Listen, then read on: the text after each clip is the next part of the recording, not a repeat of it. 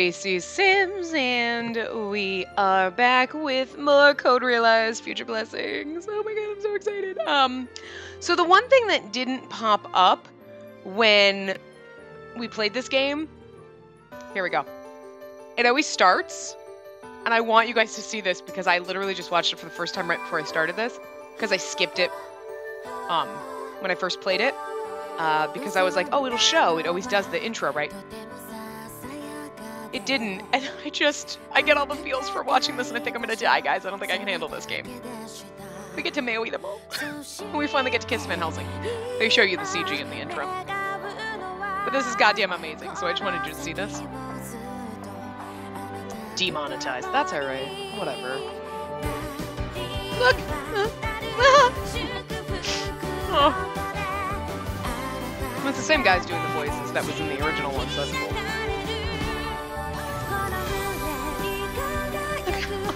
How pretty we are.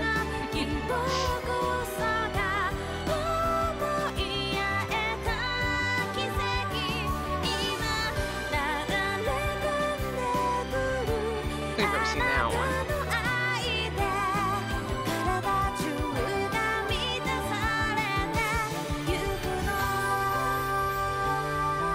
I just love this so much, guys.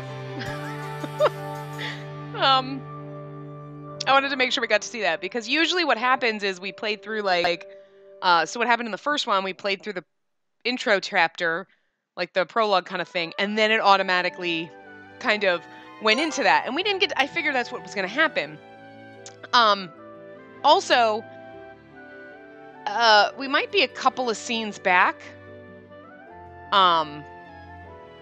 where we were when we ended, because I couldn't handle the graininess that was on the Vita version. So thank God I bought the limited edition and I got the PlayStation 4 version. I popped that in. It's so much clearer. So there's something wrong with the Vita version, that it's kind of grainy. So I went through and I skipped through and I just sit here and just mash the button to get through to this, because you can tell this looks so much better. I mean, it just looks so much better. So I switched. We're on the PS4 version now, so kind of sucks because my PS4 version I could have left wrapped forever. Now I mean, it was like that was gonna. I mean, 2 copies of both of the games, whatever. But yeah, so we're back here, and I did a little research because I was trying to figure out, like, I wanted to see like how long this one was. There are no choices in each one of these routes. So these are kind of like kinetic visual novels for each one of the guys. It's kind of just an after story that we're just going to read through. So we don't get any choices or anything. There's no good or bad ending. It just is what it is. So that's fine. And I think when you get into Herlock and Finis, those side stories, there are choices there. So that's where we'll have a little bit more gameplay. I'm not sure about the other side story. I didn't pay too much attention to that. But I think the estimate is like 20 hours. So this is not going to be anywhere near as long as the other one. We'll see how long it takes us. But they said that the main story takes like an hour and a half. I'm assuming an hour and a half to 2 hours for each guy. So like 10 total hours. So we might only get like 2 parts for each one, but I mean, we'll see. So some of the parts might overlap where, we might, after an hour of this point, we end, and then we might have 5 minutes left. Well, then we'll just start onto Van Helsing. So they might roll into each other is what I'm saying, as opposed to, well, 2 parts are, 100% we're done with this person. I mean, if we end Victor's Path before an hour's up, we'll just wrap that part up and then we'll start Van Helsing. But if for some reason, like, Victor's Path ends and we're 20 minutes in or 5 minutes in or something, we'll just roll right into the next. So I just wanted to kind of give you guys that update because I found that out after playing the first part. So anyway, seeming to coalesce from the darkness, a sight even more baffling than that of the night, an elderly woman in a wheelchair. And the second voice was supposed to be hers, not Guinevere's, like I read the last time, but whatever. The sharp, ethereal glint of her eyes, however, could hardly be termed elderly. Well met, Professor Frankenstein. And you, Isaac's accursed daughter. How? Why do you know that name? My entire body goes cold. It feels as though an invisible, ghostly hand had stroked the length of my back. Who are you?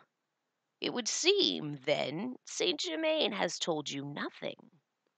The old woman draws closer to us, a faint smile playing about her lips. Somehow, the wheelchair seemed to have moved of its own accord. My name is Omnibus. I govern a certain organization some know as IDEA. Omnibus, an old lady who leads the secret society known as IDEA. She is assisted by those called apostles and possesses supernatural power to see the future. Does sh and I think it's and possesses she because I think she possesses the power. That makes it sound like the apostles possess it, but anyway. IDEA, a mysterious organization headed by a woman named Omnibus. What? Wow, random. They fashion themselves as the overseers of history and claim to guide the path of humanity. I think it's funny, like, overseen by a woman named Omnibus. But Omnibus was our prior term. Oh, whoops. Oops, that's not what I meant to do. I was clicking that button to go back and forth. Spacey can't, whatever. IDEA.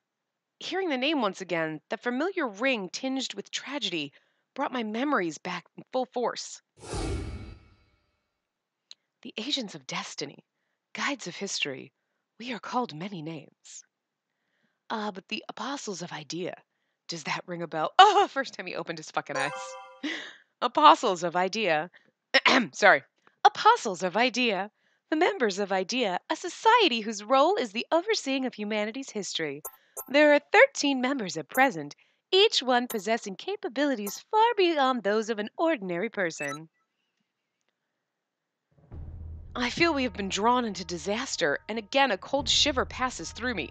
But again, I don't have the horologium power anymore. I'm just normal. I just got like freaking crystals in my chest. I got sparkly tits. That's it. Sparkle tits. Just spacey sparkle tits. That's all I am now. I'm not freaking Philosopher's Stone. I'm not poisonous. Just getting ready for the party over here. Run, Victor! Run! Anyway, I move closer toward Victor, who embraces me from behind, and steel myself against these apostles as best I can. Can anybody else picture that? Like, back it up and he just, like, holds you. Oh! I can feel it! You needn't be on guard. Oh, no, that's Guinevere. We already know Omnibus's name, so she shouldn't be speaking with question marks. You needn't be on guard. We have no intentions of hostility at present. Then I need you to tell me, what on earth is this IDEA? Through the ages, we have been called many names. Guides of fate, administrators of history, course correctors of humanity. We are the force that ensures history unfolds justly, entrusted to coax humanity away from grievous error. We are IDEA. Guinevere, the knight who stands before you, and your companion Saint Germain, both are apostles of IDEA. Guinevere, one of IDEA's apostles. It's difficult to imagine through her thick armor, but inside is actually a fair and slender woman. And fucking gorgeous.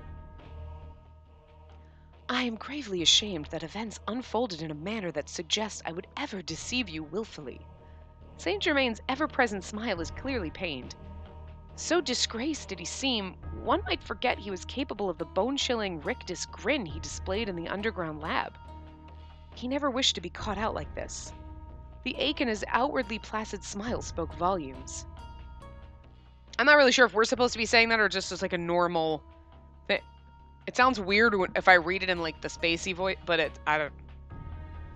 You know, if there's a narrator voice, you need to tell me so that I know to read it in the narrator voice. So I'm asking. A shadow organization steering our world? It verges on the preposterous. But assuming what you say is true, what are you doing here? I have come today, Professor, to deliver a gentle warning and offer a proposal. With that, the old woman calling herself Omnibus nodded at the thoroughly dubious Victor, then at Guinevere, prompting her. You are a chief court alchemist of the British Empire, Victor Frankenstein. Okay, Captain Obvious. Hailed as the foremost intellect of the age. What may yet be born of your genius may someday surpass Isaac's discoveries. Me? Surpass Isaac? Y- yes, indeed. Oh, yes. Indeed, you are but a hair's breadth away from discoveries most would consider the purview of God alone. However, Isaac crossed over into the realm of taboo. You know full well what abominations he wrought. Standing right here, bitch! For the briefest of moments, Victor's eyes dart towards mine. Responding to this unspoken plea, I grip his hand firmly in mine. His eyes dart from quickly to me. Again, standing right here, bitch. Jesus. He's like, you mean her? Oh! Offended, Victor. See if you get any later. Psh. And that is why we have come to you, here and now, to deliver our warning. It'd be better if Spacey could read this without fucking up, but that's okay. We're not intimating that scientific research is unnecessary, nor would we take steps to prevent you. All we ask is that you consider the consequences before you do something which could not be undone. Omnibus, was it? You don't have to tell me. Still holding Victor's hand firmly in mine, I feel his pulse quicken with purpose. Research I thought beneficial resulted in countless deaths and terrible suffering. A mistake I will never make again. If I'm to bring something new into this world, I must be prepared, and I must be wholly responsible. This I learned. Oh, a wise answer. I hate her, cause she's kind of evil, but she's cool. But I love her even though she's kind of evil. Oh, I'm such a cute little old lady. Oh, but you're kind of a bastard. But I still love you, Omnibus. I don't know, you're so cute. Very well. That is the extent of my warning. Now, as to the main topic. Omnibus, wearing a self-satisfied smile, shifted her gaze from Victor to me. I cannot imagine why, though the old woman is of gentle manner. Her true intentions remain completely opaque.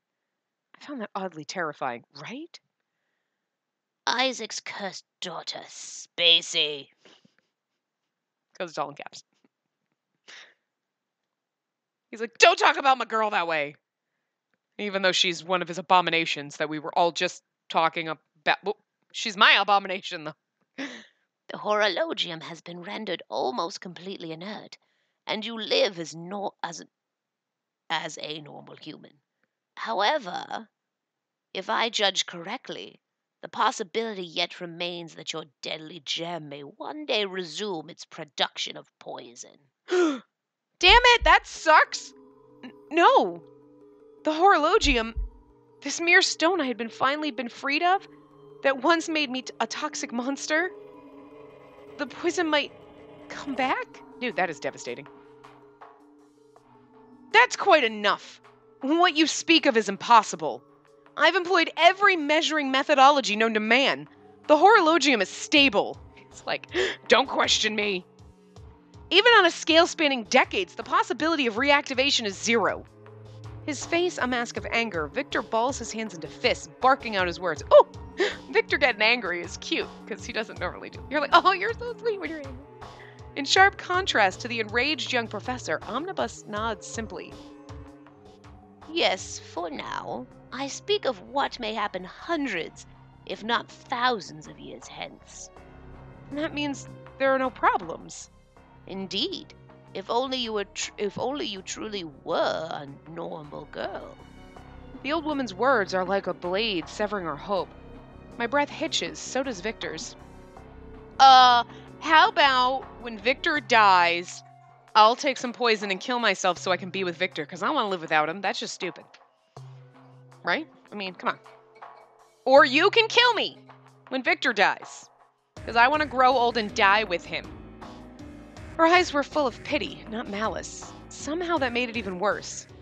Surely you have realized, even if your body is free of poison, it remains a fundamentally inhuman body.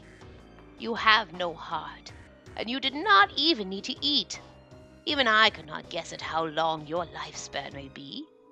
I cannot rule out the possibility you may live for hundreds or thousands of years. Stop. For perspective, the young professor standing there beside you has no more than 50 remaining to him. Oh my god, he's only gonna be like 75 because he's like 25, according to the things that I saw. Like, oh, that's so young to go. He's not even gonna be super wrinkly like Omnibus. Like, I don't want to think about this. Do you understand what this means? Yeah, you're fucking bringing me down, man. I've been trying desperately not to think about this. The unthinkable suspicion I had been harboring, mercilessly ripped out of me. My soul screamed in silent agony. What are you trying to say? No matter what your connection to Saint Germain, if you think you can get away with this, Oh, please don't glare at me so. I only want to offer you choices. Heed me well, Professor Frankenstein. Like Saint Germain and Guinevere, you are qualified to become an apostle of idea. Oh, cute shocked Victor is cute. Oh, look at how adorable he is. Victor is, he looks so adult and mature there instead of our adorable little innocent Victor, doesn't he? So manly. It's like, how dare you talk about what? What are you telling me? Is this an order to join your organization? Oh, he's so fucking precious. God, I miss you so much, Victor. It is. In order to fulfill their duties as overseers of history, the apostles of idea are granted immortality. Immortal, a being that cannot die. Idea's apostles fall under this definition. These two have witnessed hundreds upon thousands of years, living through history itself. You mean... All at once her cryptic statements crashed together in my mind, and I understood all she had been getting at. If I understood it, then so did Victor. If I got it, he has to. He's a fucking genius. I reached out to take his arm, and he jerked violently at my touch. Only those qualified may become apostles. It lies in the soul, and it is something your other 3 friends do not possess. Of all your group, this is something only you may obtain, if you wish it. Me? Eternal life? With her? Why does it, when he's like, eternal life? With her? It sounds like he's disappointed. Spacey can't read for shit. Like, eternal life? With her? That would be it, but he's shocked. He's like, eternal life? With her? And it just makes it sound like he's more like, what? Victor's eyes dart about, hesitant, considering. He opens his mouth to reply, but Saint Germain coolly steps in, preventing a rash response. Omnibus, I would hardly call it fair to speak only of the benefits. Oh, I am aware. Guinevere, if you would. Professor Frankenstein, listen closely. There must be no misunderstanding. In exchange for immortality, an apostle of idea must dedicate the entirety of his existence thereafter to idea. We, idea, protect and correct the world of men, steering the innocent away from utter calamity. Our primary duties concern those who would renounce their humanity in order to beget disaster. They must be purged. In simpler terms, an apostle's duties frequently have but one solution: killing others for the sake of our world. An unthinkable high price for immortality. Neither I nor Victor can speak. For once, I'm completely and utterly speechless. Can we, think about this? I mean, this is a huge job change. Your thoughts? Two desperate paths lie before you. Disparate. Whatever. Space can't read. You may join us here and now, take up the mantle of an apostle of idea, and spend an eternity with the girl. Or you may live as a human, choosing to die one day, leaving her forever alone. Yeah, well, we were already used to that idea anyway. What then is your choice? Oh my god, we can't even tell him to do it or whatever. There's no going back, guys. It's whatever he chooses. We have no control. A trickle of cold sweat runs down Victor's cheek. This person, Omnibus, does not seek to deceive us. That much is clear. She speaks the truth. It was his matter-of-factness that made it so awfully cruel, so deeply frightening. I need to ask one more thing. You say the purging of those who would bring about disaster is Idea's purpose. Does that mean that Spacey, is she also a target? She certainly is. The horologium is too dangerous. That is why my original orders were that Saint Germain eliminate her. Saint Germain? Is that true? He just blinks all pretty. Yes, she speaks the truth. I too am a member of Idea, and duty bound to eliminate anything and everything with the potential to destroy our world. Due to Saint Germain's plea and the fact that you, Professor, managed to suppress the poison, that objective is on hiatus. But should the day come when the gem regenerates its toxins, we will show mercy no longer. A long silence followed. I need some time to think. Omnibus releases a faint sigh. It seems, at least, she does acknowledge Victor's struggle with the decision. 3 days. I grant you 3 days. Will you take up the cause of Idea or die a human? You would do well to think on this very carefully. The old woman takes one long, pointed look at each of us before her wheelchair slowly begins to trundle away. Then, without a sound, the figures of Omnibus and Guinevere melt into darkness. And the lights come back on. Though sound had returned, the bridge remained disquietingly silent. Victor and I were in a state of total shock. We couldn't even groan, let alone form coherent words. I am so sorry. It was my fervent desire to shield you from this, so that you might live out your lives together in happiness. And yet now, this is the fruit of my efforts. I am so truly... Saint Germain, you never even went to France, did you? You lied to us. You went to wherever Omnibus is and pleaded with her not to interfere in our lives. Am I wrong? Please stop. Even if that were the case, it was meaningless. I failed you. No, it wasn't meaningless. At all. You had every chance to kill me with no debate whatsoever. You are the reason she offered Victor this chance, right? Besides, this was something we would have to face eventually. Your longevity isn't something we could just ignore. Saint Germain's expression wavers, and he drops the debate, a deliberate smile that serves as his usual mask. The apostle of Idea looks down, mumbles softly, then raises his head. This time, his smile is clumsy and wholly genuine. You two, you've become so strong. Please permit me at least to pray. May the good Lord guide you both to the right answer. Spacey, we should be getting back to the mansion as well. I try to respond, but I'm unable. My mouth feels glued shut. We depart the bridge in silence, a chill night breeze at our backs.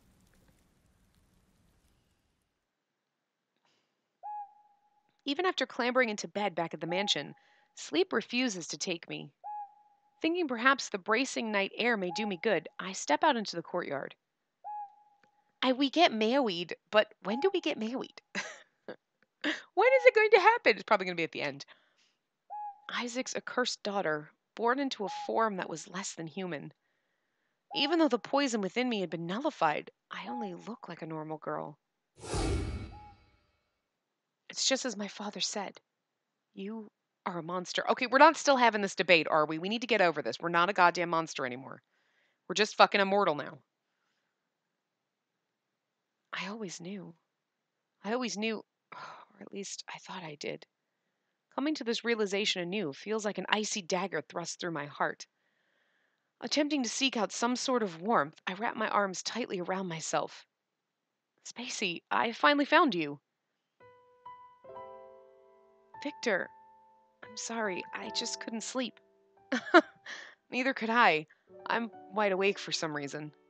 Victor said this matter-of-factly, and the smile on his face was entirely genuine. How can he be smiling at a time like this? There's no possible way I could ever muster one of my own. Aren't you worried? The choice that woman thrust on you. It's unthinkable. I'd be lying if I said I wasn't worried, but... Victor cups my cheek with his palm, a signature gesture. A gesture that signifies everything will be all right. A gesture that suffuses me with warmth. I figured that if I must worry, I might as well do so by your side. I've said it before, haven't I? The more time I get with you, the better. He's so... Deep down, Victor must be even more worried than me. Yet even now, he's so gentle, so caring. I begin to tremble. Tears well up unbidden, blurring my view of the garden. Thoroughly undone by Victor's unwavering kindness, I can keep silent no longer. Here's the thing, though. So, yeah, he could be like, I could be immortal with you and we could live together forever until the Horologium acts up and then they have to kill her and then he's now alone with her for fucking eternity, without her for eternity. Or you're like, okay, so we'll live the next 50 years together and then maybe Omnibus will be nice and you'll be like, hey, so you're going to kill me at some point because the poison's going to act up. So when Victor is really old and dies, how about you just hand me some poison and I'll just die and then you won't have to worry about it and I get to be with Victor. Done. I mean, I'm just saying that's a better option. That's what I would opt for. If we had a choice here. Yay, Victor is immortal. No. Victor stays human. We'll live together forever. And when he dies, I'll take some poison. I'll die with him. Be a Romeo and Juliet fucking scenario, kind of, whatever. Except for, we're not star-crossed lovers whose parents hate each other, but whatever. And all will be good. They won't have to worry about killing me. Victor won't live an eternity without me. Because, I mean, because if he joins Idea, right? And then they kill me, he can't just be like, oh, okay, so now that she's dead, can I leave Idea and you kill me? Nope, too bad, bitch. You're gonna have to, purposely, get in fights and let people kill you to run out your lives. But who knows how long that would take? And then you're just gonna live, 100 years, 200, 1,000 without Spacey? I mean, come on. You can't live that long without me. I'm fucking amazing. Everybody knows it. So, yeah, that's what I'm just thinking. Anyway. Victor, I'm frustrated. I'm frustrated, I'm angry, and I'm scared. You don't know how awful it feels knowing that your entire future might be ruined, that it's all my fault. You don't know how frightening it is to know that my poison might come back someday, that I'd lose this. I'd lose you. I've grown weak. I used to be stronger. I withstood being labeled a monster by all who met me, the solitude of nights spent alone in that decrepit mansion. But my current self? I can hardly bear the thought I may find myself in that situation again someday. But again, then you'll die and you'll be dead and you won't know that that you lost Victor because you'll be dead. I'm just saying. He's the one that's going to get screwed here. It doesn't even matter that it may not come to pass for centuries. The anxiety, the fear, the sadness, the loneliness, all these horrible emotions roiling about in my chest, which will be Victor, because you're going to die first, probably. I squeeze Victor's hands as if I could cling to him for safety. He places his other hand atop mine, infinitely kind. Everything will be fine. Don't you worry. Do you really think I'd ever let you turn back into a monster? I don't care how many hundreds or even thousands of years we're talking about. I will never let that happen. I'll kill you myself. His words, so familiar.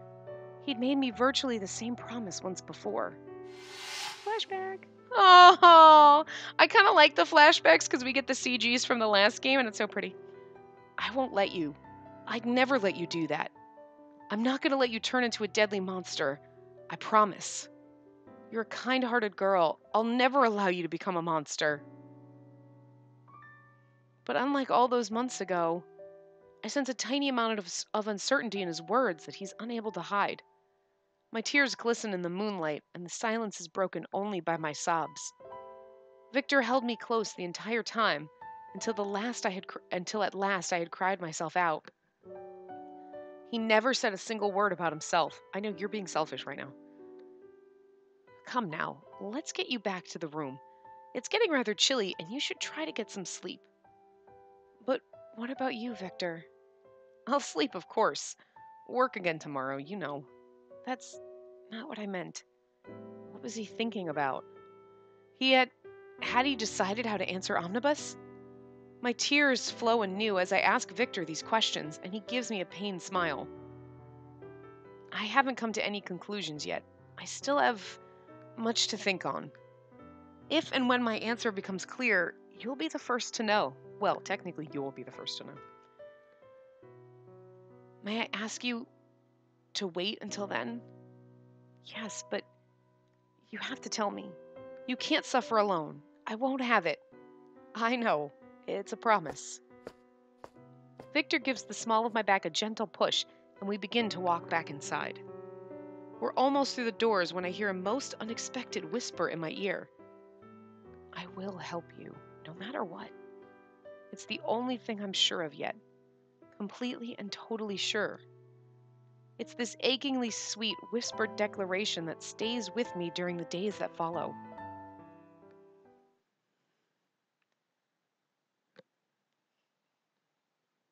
I sit on a bench in the plaza just outside the Royal Society, staring absent-mindedly at the ground. The 3 days omnibus deigned to grant us had been far too short. Then again, considering how dangerous the horologium once was, perhaps Idea considered 3 days a major allowance. He may not have admitted it, but we owe this grace period to Saint Germain. Of that, I am completely certain. And so it has come to this. 2 days have already elapsed, and it's all I can do to comfort her. Oh, so we're Victor now? Sorry. I don't know. They don't tell me. It flips too fast. This one's confusing. What am I supposed to do? Omnibus's words repeat endlessly in my head, growing louder with each passing hour. I must come to a conclusion before tomorrow evening, when she expects to hear her answer. But as things stand, regrets will plague me no matter which path I choose. What am I supposed to do for you? How can I possibly... Victor, are you taking a break? Saint Germain. You seem quite tired. Although I have no right to say this, I sympathize with you most dearly. Well, that goes for both of us. This man who shared in our days of adventure. Our friend. Throughout it all, Saint Germain had been acting secretively on behalf of Idea, with orders to eliminate the horologium. Our friend, our enemy. This man of two positions stood next to me and exhaled slowly.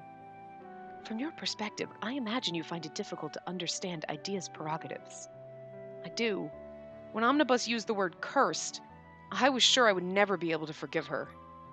Yet, at the same time, I felt immense anger toward myself. To think she remained cursed after all my efforts. To think I was unable to mend her. But you did succeed in suppressing the poison. Is that not a mistakable fact? She was born a puppet, yet she learned of human warmth. She learned how to love. And this, too, is all thanks to you. I suppose it is. But it wasn't enough. I was convinced all I had to do was suppress the toxins, and that indefinite, unconditional happiness would follow. Of course, it wouldn't be that easy if I'd only given it proper consideration. It is true, her body is not that of a normal human being. How long might her lifespan be? Maybe no longer than the average human's. That is a distinct possibility. But like Omnibus said, she might live hundreds or even thousands of years. Scientifically, I can't rule it out. I thought all would be well as long as we were together, that all we needed to be happy was each other. I was sure I would be able to make her happy, like any other human being. I lied to myself about the facts, pretended not to notice, and this is the result. And if that is so, what do you plan on doing about it? Let's assume for a moment I gain a lifespan long enough to be with her forever. I'll never let her become a monster. If the horologium even glimmers at me the wrong way, I will suppress it. Aw. And no matter how long or short her life, I will do absolutely everything within my power to make her happy. If I could truly do that, yes, I'll join your idea, even if I have to murder men to... Is she nothing more than a justification for you, Victor Frankenstein? Saint Germain's words sting at all the worse for the measured tone in which he delivers them. I am at a loss as how to reply. Oh, Hey, pretty. Oh, Victor, I don't like you looking sad. You should know best, far better than anyone else. She is a dear, kind-hearted girl. For the sake of your future, you would spend eternity duty-bound to kill. Can you truly believe that would make her happy? Then what in God's name would you have me do? Everything will be fine while we're still together, but once my natural lifespan ends, she would be left behind. Every day from then on. Forever. Forever. Living in terror of relapsing, wondering every moment when the time might come that she turns back into a monster. And no matter how much she might cry and suffer, no matter if she begs for help, I won't be there. So I must live forever. I must make her happy. You speak of your happiness. You have no idea if it would be hers as well. What had he read into my words? After a lengthy pause, the Count continues speaking. For example, after you meet your natural end and she is left alone, it may not be impossible that I watch over her. If I remain near her and inform Omnibus I do so for the purposes of surveilling, it is possible she may be overlooked. Then, Saint Germain, can I ask, but would that truly be her happy ending? The Count cut my words off as surely as if he used the blades hidden in his sleeves. It's like, Jesus Christ! He's like, oh, so Saint Germain, I should do this choice, but I mean this. Oh my God, so this one. Are you sure that's right? Jesus, Saint Germain, you're not helping. As ever, his manner was even and quiet, but the timbre of his voice betrayed something quite unusual. Anger. Think on this very well, Victor. What is happiness to her? Consider this a warning from an elder. Eternity is far, far too long to be spent alone. I could not protest the notion. I have no conception of how many years Saint Germain has been part of Idea, nor how many missions he may have fulfilled. But somehow, I am sure, the Count has lived a life longer than I could possibly imagine. Lupin, Impey, Van Helsing, you and even her.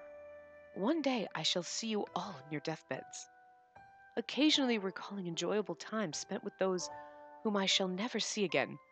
I have no choice but to live on. Consider the depths of such pain. Perhaps it is a blessing from the Lord that I'm alone, that I do not know love. That's so sad. Oh. Well, yeah, because unless they joined Idea too, you would outlive them all, and you would just be watching countless people that you loved. Oh God, poor Saint Germain. Well, this is about Victor, and I'm sitting here. Oh, Saint Germain, I need to hug you, you poor thing. Are you talking about her? I am. She has already found her love. She is no longer alone. That is why it is my sincere wish that the two of you remain as you are. The loss of what was once gained is unspeakable agony. The more important and dearer to you, the more painful it is. Saint Germain's customary smile returns then. Alas, I have bored you speaking of myself. No, how could it possibly be boring? You've given me much to think about. Although it may sound dubious coming from me, the life of a human being is much longer than you think. Even if you do not possess life as everlasting, the decades ahead should be more than enough time to struggle. For I promise you, hope yet remains. Saint Germain abruptly slips away from me then, putting distance between us quickly. It's obvious he hopes that I will discover the answer for myself. Count, I thank you for your insight. He makes no reply, but shows me one last serene smile. And with that, he's away, tailcoat fluttering in the wind. I doubt very much he had any intention of speaking about himself or his past. And yet he did. He trusted me enough. He was acting not as an apostle of Idea, but as a friend. I like to believe I know human nature well enough to be sure. Will I become an apostle of Idea and embrace her with blood-stained hands? Or live and die as a human, leaving her alone with poison that might reemerge? I can't definitively choose either path yet. It's still too early. I still haven't found my answer. All I know with any certainty is this. I'm not about to give up. For her sake and for mine.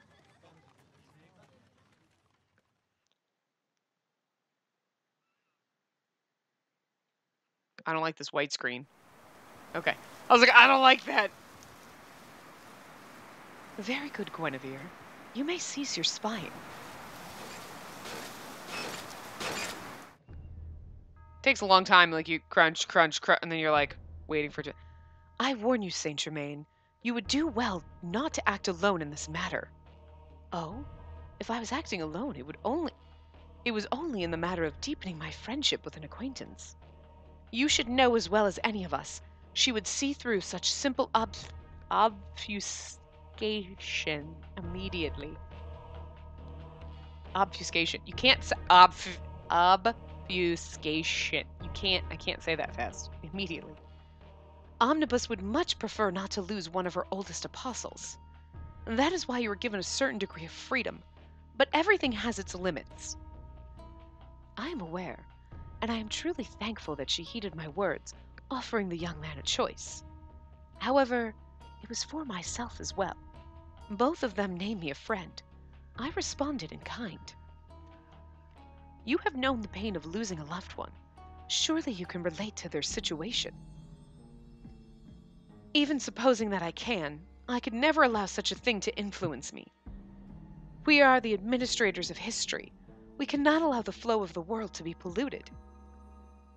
I am acutely aware of that.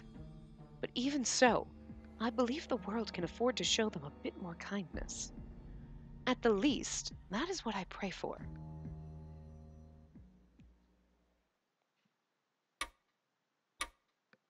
Is that really the time?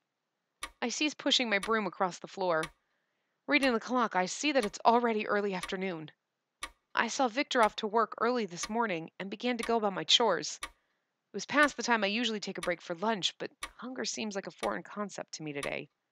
Of course it does. My body never needed sustenance to survive. Hearing myself speak the words aloud, I'm struck again by the simple fact that I'm not human. And what Omnibus said. At some point in the distant future, the horologium embedded in my chest may stir from dormancy and generate poison again. I know that Victor will protect me as long as I'm by his side. But what will happen if I revert to being a monster after he's gone? Then they'll kill you and you'll get to be with Victor. I mean, this isn't a bad thing. Victor had sworn oaths to me. He swore that he would never let me become a monster, and I promised I would never be alone again. Yet he never told me how he planned to keep those promises. Oh my god, you're blaming him for this? Like, dude, he's gonna die. He's a human being, it's what happens. Was he to become an apostle, or die a human death? Which path would he ultimately choose? How could I ever be happy, knowing I robbed you of your natural future? Poor, sweet Victor, who still bitterly regrets the inadvertent deaths he caused when his research was weaponized. Poor, sweet Victor, the most gentle soul I know. Now, I can't imagine him spending eternity in service to an organization demanding he take human lives with his own hands. His suffering would be so intense no words could describe it. So what am I supposed to do? Omnibus's 3-day grace period ends tonight. There's hardly any time left to think. Tell him what you think. Just tell him, be like, you know what, this is your decision, but I don't think you should do it. I don't think you can live with yourself if you do. Done. Cece, are you worried about me? I'd taken no notice of Cece at all, but now I see he's bounding around the room, holding his leash in his mouth. Honestly, Cece may have just saved me. If I remained in that endless loop of worry, I might have eventually lost myself in a blind alley of panic. Let's go for a walk. Leading Cece along, I begin to walk. No, it's the other way around, I think. Whenever I pause to fret, it's Cece who pulls me forward. The city of London remains as peaceful as ever. The sky is a breathtakingly violent shade of deepest blue, or at least it should be. Somehow the scenery looks wan, thin, and hazy. The colors I know so well are too muted. The sounds of the city seem too distant. I feel as if I've detached from the world. The sense is not unfamiliar. I had felt it in Wales, living alone in that mansion. Wales, the southwestern region of the United Kingdom, and a place of rich history and lore. It is also home to the mansion where the heroine was born. The sensation reminds me of nothing so much as the endless days I spent in my room, waiting for something, anything. Despite the sounds of the city seeming distant, I notice they've grown quite loud and slowly lift my head. I find myself standing in the plaza in front of the Royal Society, hardly unusual as I typically turn here. Uh-oh. But something is clearly amiss. There are a great number of guards posted here, and far too many gawkers. Oh, God. Oh, Jesus Christ. I've been worried about this. Like, I don't know. I don't know what I should choose. I'm like, oh my God, he's going to have like an accident. It's going to be like his only fucking option is like to that or die right now. Oh my God, you can't do this. Royal Guard, composed primarily of elite units of the British Army, their main duty is the protection of monarchs of the British imperial family. Lionheart is captain of the guard that supervises them. I know it's Leonhard, but we just read it as Lionheart, and that's what it is now. Did something happen? Oh. Whew. Someone died! Ah, fuck. Her Majesty the Queen is gracing the Royal Society with her presence today. She'll be formally observing. Lionheart. Oh, that was him. What a coincidence, Miss Spacey. Why the royal observation all of a sudden? Was there some sort of accident at the society? Hardly. Her Majesty now spends all her unoccupied time in the city. True wisdom lies beyond castle walls, she says.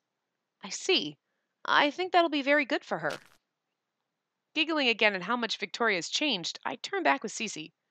But I don't make it very far. Wait a moment. I turned back around as soon as he hailed me, and he stood to knightly attention. I have ruminated at length, and there is only one chivalrous course of action here. I've let too many chances slip by. I was like, what? I'm like, Lionheart, what are you doing? Please permit me to offer my formal apologies. The manner in which I treated you before is inexcusable. You don't need to apologize to me. If this is about calling me a monster, I've long since made my peace. Well, there's that as well, but what I most wish to apologize for is my conduct at the Zicterium storage facility. Now that's something you really don't need to apologize for. At the time, our opposing sides believed in very different things, and we tried to stick to them with predictable results. That hardly absolves me of the need to make amends. I failed to offer my liege proper counsel and drew my blade against a tremendously heroic young woman. That is why I hope you will accept both my apologies and my gratitude. Gratitude? Gratitude for preventing both myself and the Queen from making terrible decisions. The lives we now lead are thanks to you. He punctuated this with a deep bow and then a broad grin and puffed out chest. I nor the Queen shall ever make such grave mistakes again. I humbly ask that you keep an eye on us, just to be certain. You and your friends facilitated our country's very future. I swear to you that we will make it a bright one. His smile was so luminous it's almost blinding. Nothing about his demeanor suggests he has any doubts about the grand future that awaits his beloved Britain.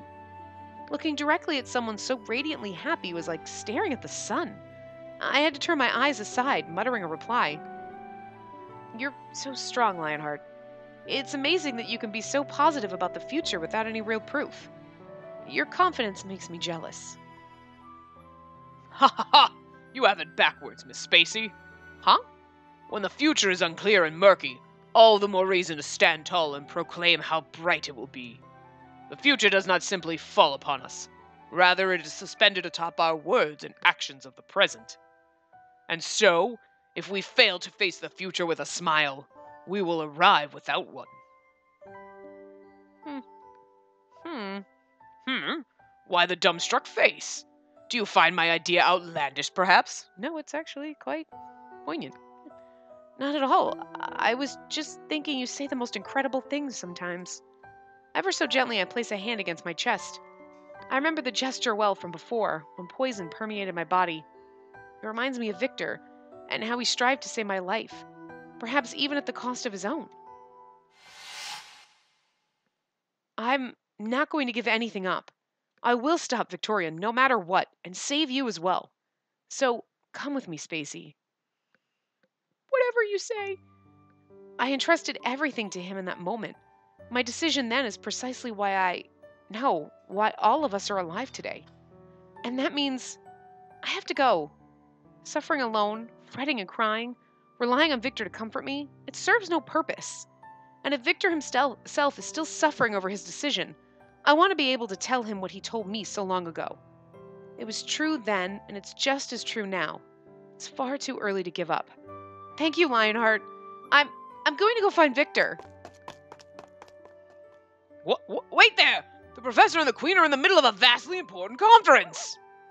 I leave Spacey with Lionheart to help calm his nerves, and with the cheerful sound of barking receding quickly behind me, I push through the throng and break into a full run. Victor, oh my god! Oh, I look like a derp running in between you and the queen. And thus concludes my report on a new form of energy that could easily replace the steam engine. The methods I presented will cost dearly to put into use, but electricity will surely prove to be the most versatile. Electricity. Electricity. Electricity. New energy that many believe one day will replace steam power. During this period of the game, it has already been discovered, but it is yet to be put to practical use on a large scale. And it's quite absurd. That's just ridiculous. Electricity. I'm just kidding. How well explained.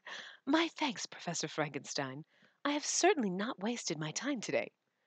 It is quite reassuring that you chose to rejoin the Royal Society.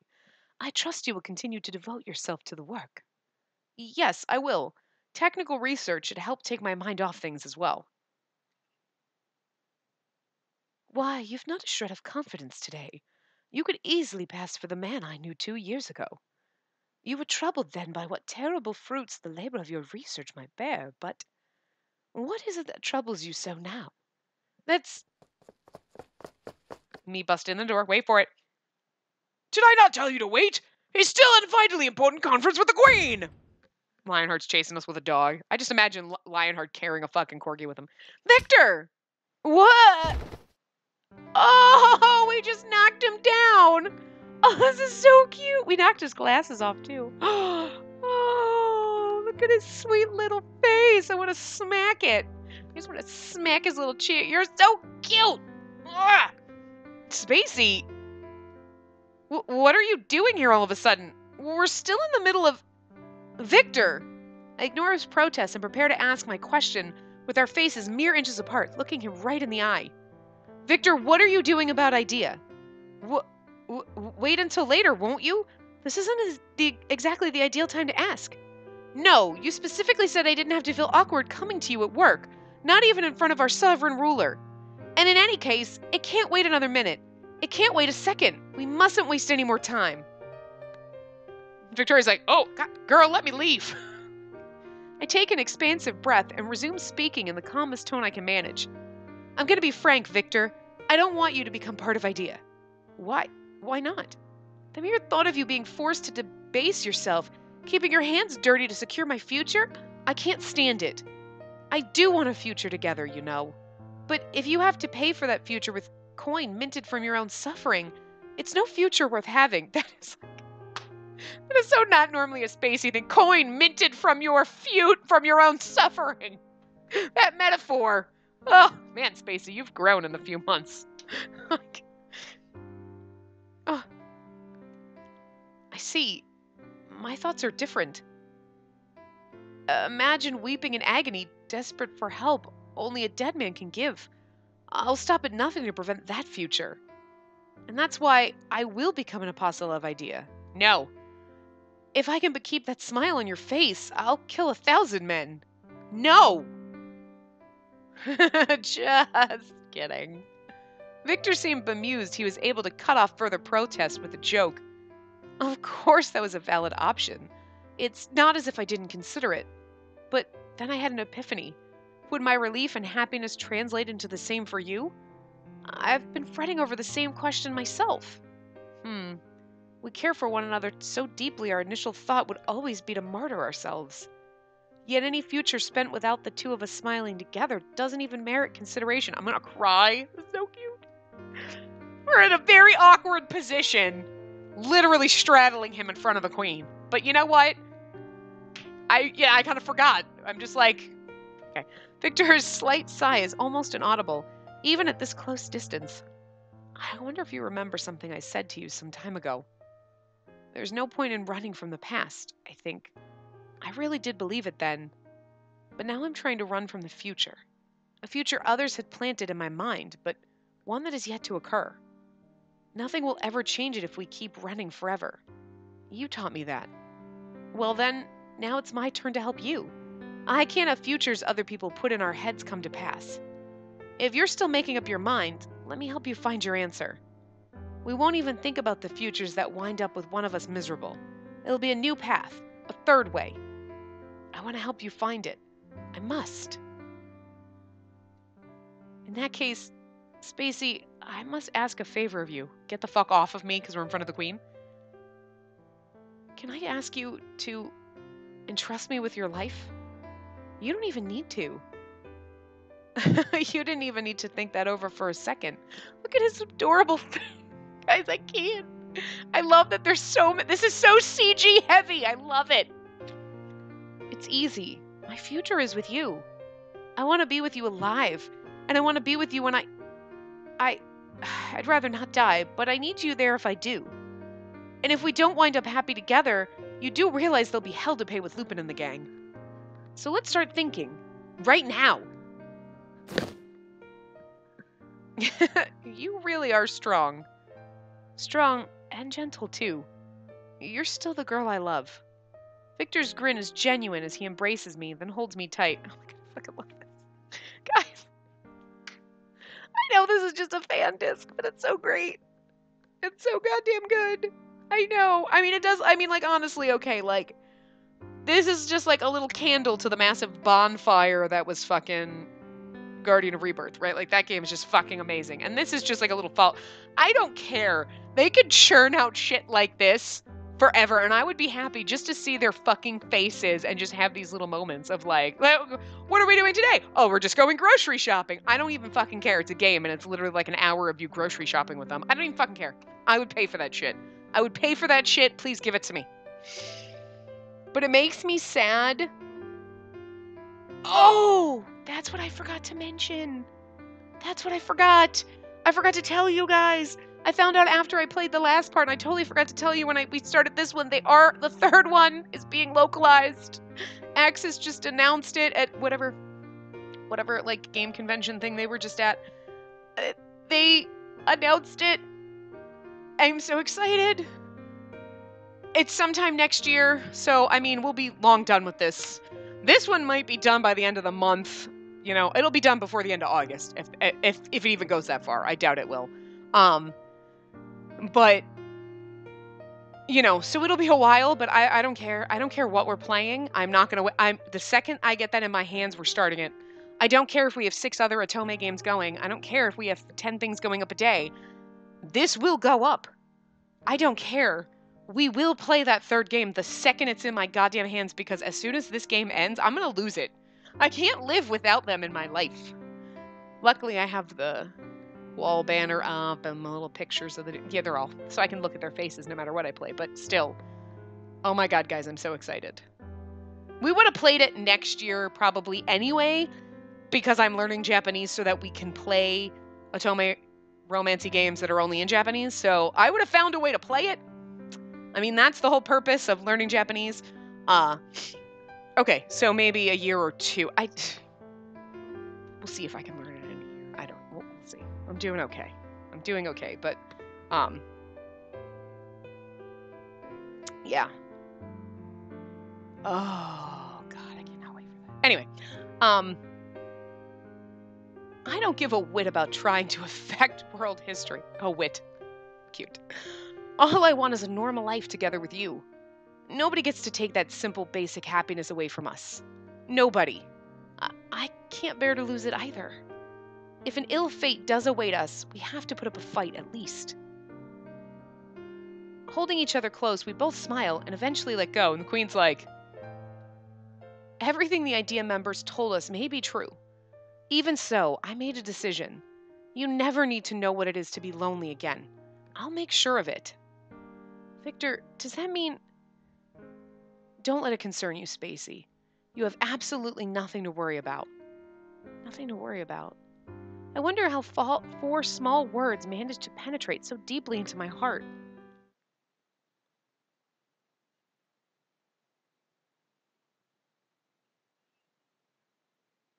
Why is Victoria popping in? Anyway, I'm like looking at what I'm like, huh? I want to be with you. And I want for the nuns.